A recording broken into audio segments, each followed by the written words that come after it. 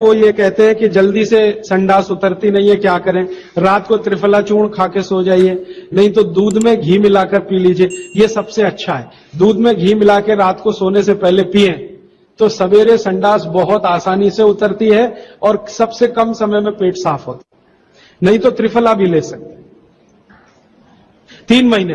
देखिए, एक नियम हमेशा याद रखिए जो मैं बार बार कर, लगातार कोई भी दवा आयुर्वेद की 3 महीने से ज्यादा मत खाइए, और अगर जरूरत पड़ रही है तो थोड़े दिन ब्रेक दे दीजिए, 15 दिन का, 10 दिन का, 20 दिन का ब्रेक के बाद फिर अगले 3 महीने ले सकते हैं, फिर ब्रेक दे दीजिए। फिर ये नियम बहुत जरूरी है, नहीं तो तकलीफ बहुत दूसरी भी हो सकती।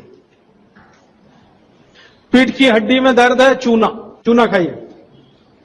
बच्चों को खांसी की एलर्जी अगर है तो नियमित रूप से, मैंने कहा ना, ऐसी चीजें दीजिए, कफनाशक है, सूंठ है, और पान का पत्ता है, शहद है, गुड़ है, ये सभी कफनाशक हैं।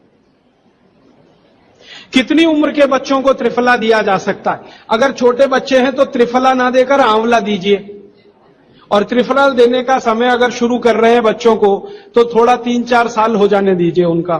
3-4 साल के पहले दे सकते हैं तो आंवला दीजिए। और वैसे तो मेरा कहना है 14 साल की बच्चों को आंवला ही अच्छा है, त्रिफला उनको ना ही दें। त्रिफला एक उम्र के बाद ही सबसे अच्छा होता है।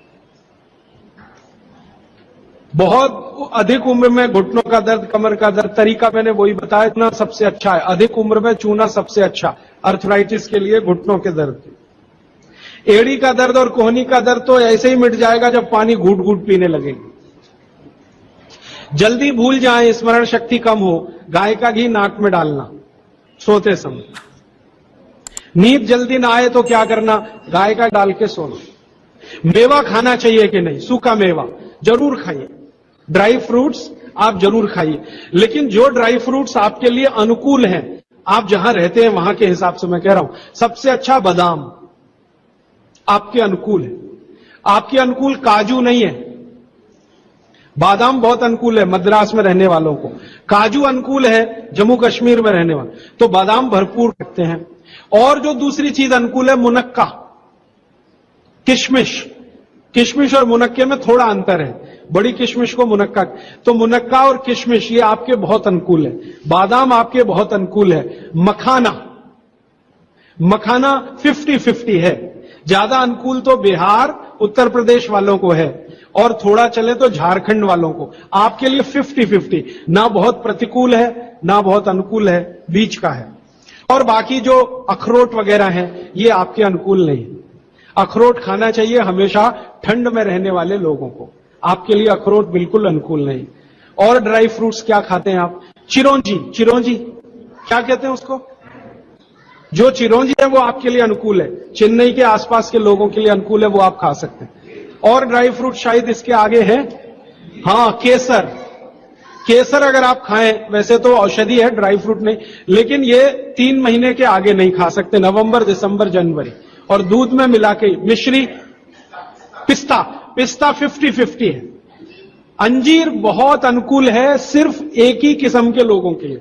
इसको मैं आपको कहता हूं, जरा ध्यान से सुनो। जिनको शरीर में शक्ति की कमी लगती है, ताकत कम है, शक्ति कम है, उनके लिए अंजीर बहुत फायदे की है। लेकिन जिनको पहले से ही ताकत है वो ना खाएं इसको। चेंदारू क्या होता है?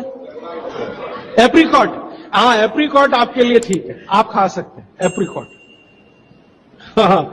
एक सुझाव है, प्रश्न नहीं है, और वो सुझाव मुझे स्वीकार है। वो ये कहते हैं कि आप चले गए उसके बाद क्या?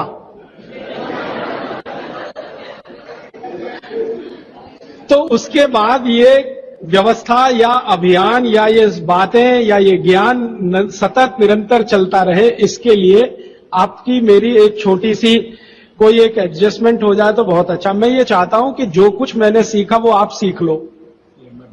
हाँ, और बाबूजी बोलेंगे वैसे, मेरा ऐसा कहना है जो मैंने सीखा वो आप सीख लो, उतना ही सीख लो जितना मेरे पास है, फिर आप उससे आगे भी सीख सकते हैं और ये दूसरों को सिखाते जाएं। तो नियमित रूप से ऐसी व्यवस्था अगर आप सब मिलके करें, मुझे स्वीकार है। सुबह का पानी तांबे के बर्तन का पी सकते हैं जिनको कब्जियत की बहुत तकलीफ है, लेकिन शरीर में तांवा ज्यादा हो तो वो नहीं पिए। लेकिन सबसे अच्छा जो सम पानी माना जाता है, इसमें आपको कुछ सोचना ही नहीं पड़ेगा। सादा बर्तन का, माने वो पीतल के उसमें रखा हुआ या कांसे के उसमें रखा हुआ, नहीं तो स्टील में रखा हुआ, गर्मी के दिनों में घड़े का, मिट्टी घड़े, तांबे का पानी पी सकते हैं। हाँ, क्योंकि कुचालक है ना लकड़ी, और तांवा बहुत ज्यादा सुचालक है। एक होता है कंडक्टर और एक बैड कंडक्टर। तांवा सबसे बड़ा कंडक्टर है और लकड़ी सबसे बड़ा बैड कंडक्टर है। तो ये अगर आपने तांवा पिया माने, तो अर्थ के साथ जो कांटेक्ट है ना नंगे पांव, तो वो खत्म करेगा आपको। इसलिए पांव में चप्पल रहे, लकड़ी के पट्टे पे खड़े रहे, प्लास्टिक की चप्पल पहन के हो, रबर की चप्पल पहन के हो, तभी तांबे के बर्तन का पानी पीना है। केन वाटर, बहुत लोग आजकल केन वाटर पी रहे हैं, ऐसा प्रश्न आया। तो ये क्या अच्छा है? बिल्कुल अच्छा नहीं। तो आप बोले फिर क्या करें? आपके घर जो पानी आ रहा है टैप वाटर, इसको खूब अच्छे से उबाल लें, उबाल कर इसको रख लें, फिर उसी को पिए। ये केन वाटर से 1000 गुना अच्छा है। केन वाटर पता है क्या है? ये पानी को शुद्ध करने के लिए ब्लीचिंग करते हैं उसकी। उस ब्लीचिंग में क्लोरीन इस्तेमाल होता है, फ्लोरीन इस्तेमाल होता है, और वो फिर शरीर में जाए तो बहुत खराब है। और केन वाटर का टेस्ट सादा पानी से बिल्कुल अलग होता है। तो केन वाटर से 1000 गुना अच्छा है टैप वाटर, लेकिन उबाल कर रखा गया। हां, एक सवाल आ गया है जो अब तक किसी ने नहीं पूछा। शायद आपको पूछने के लिए मन में तो होगा, लेकिन आपने क्यों नहीं पूछा? महिलाओं से संबंधित ये सवाल है, मेंसेस पीरियड का। 2 सवाल आए हैं। एक तो यह है कि व्हाइट डिस्चार्ज बहुत हो तो क्या करें? तो इसके लिए आप ऐसा करिए, एक आयुर्वेद की दवा इस्तेमाल करिए, उसका नाम है शतावरी। शतावरी कहीं भी मिलती है आयुर्वेद की दुकान। शतावरी चूर्ण के रूप में ले लीजिए। इस शतावरी चूर्ण को दूध में मिला लीजिए और रात को जरूर पीजिए। दूध हल्का गर्म रहे, और शतावरी डाल के दूध उबाल भी सकते हैं, फटता नहीं।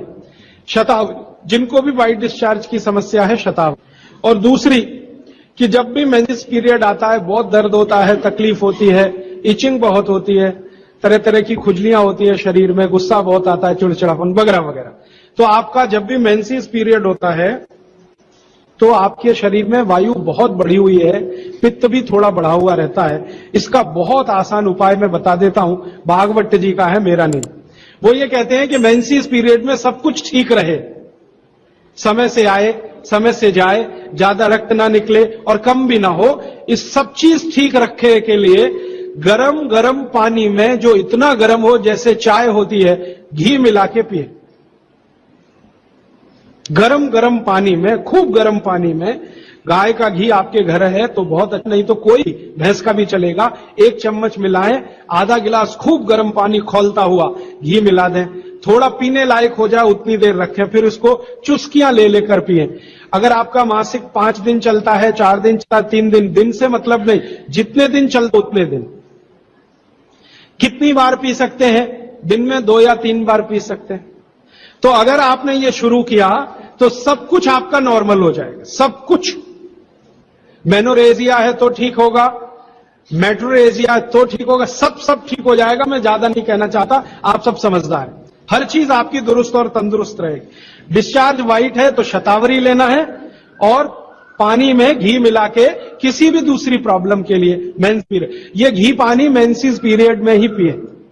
इसको ध्यान से सुनो।